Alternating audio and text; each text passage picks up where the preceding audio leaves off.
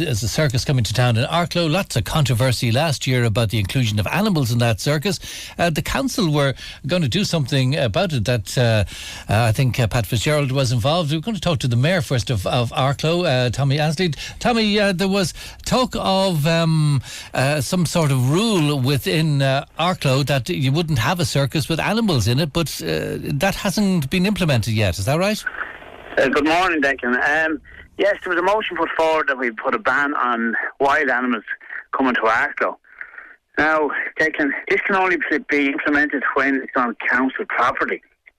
But council have secured a private property where they have their show now with their wild animals on it. But in fairness, in September, I put a motion towards the council. Mm-hmm. Hello? Yeah, I can hear you. Go ahead, Tommy. Sorry, there's a bit of interview. In September, they have a site for the circuses. And that way we could sort of tell them what they could or couldn't do. But when it's on private property, you can't do it. Now, the only way around this is that they'll have to apply for planning permission to come into the town. And then we'd have rules and regulations in place. But at the moment, that's not enforced. So they can come in and set up on a private property and do their business and entertain the crowds with their wild animals and their artists. But I was actually surprised to see them coming into Arklow this weekend. But the show is going ahead there today now. Yes. And I do believe there's going to be a protest up there. Well, one of the protesters, Louise Byrne, is on the line. Hello to you, Louise.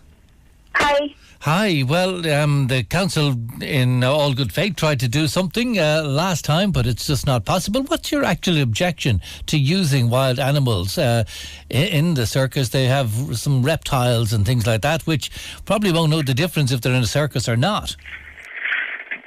Oh, I'm sure they know the difference. To put it very simply, basically, circuses cannot provide the conditions and the care required for these large wild animals, that, especially for endangered species, they can't in travelling conditions. They cannot provide exactly what these animals need in terms of space, care, their stimulation, their daily activities that they should be engaging in. It's not possible to cater for this on the road. And where would they be alternatively? There's several zoos and sanctuaries and wildlife parks that specialise in caring for retired circus animals. And tell me, what animals do you object to? Is it all animals within a circus? No, wild. Ideally, yeah, but wild animals would be the big issue, and that would be for public safety and obviously for the animals themselves. And do you think that circuses should not have wild animals anyway, or and you're trying to convince them, or is it a case of trying to get the authorities like councils as well not to make it easy for them actually to perform in towns? Well, the council did a brilliant job implementing the ban, and once it's all written up and everything's gone ahead, and I mean, as far as council is concerned, all they can really legislate for is, their own land, unfortunately. But it was just typically all circuses should be starting to, reduce the number of animals they have and retire them to proper care facilities. And, I've no problem with circuses in general, but it would just be the animals. Like, there's no problem with them travelling and doing their shows, and with just people who have chosen to live that lifestyle, whereas the animals they're caged and they're forced. Well, we tried to get in touch with Courtney's and they haven't come back to us, but what they would say to you is that they don't abuse animals, they look after animals, and they have veterinary inspections of the animals, so their conscience is clear as regards the animals themselves. Well, the actual laws regarding what they're required to provide for the animals don't include anything about what these animals need for stimulation. They have very small space requirements for them while they're on the road and while they're settled in a town for their shows. They are required to provide 27% or less of what zoos are required to provide to these animals.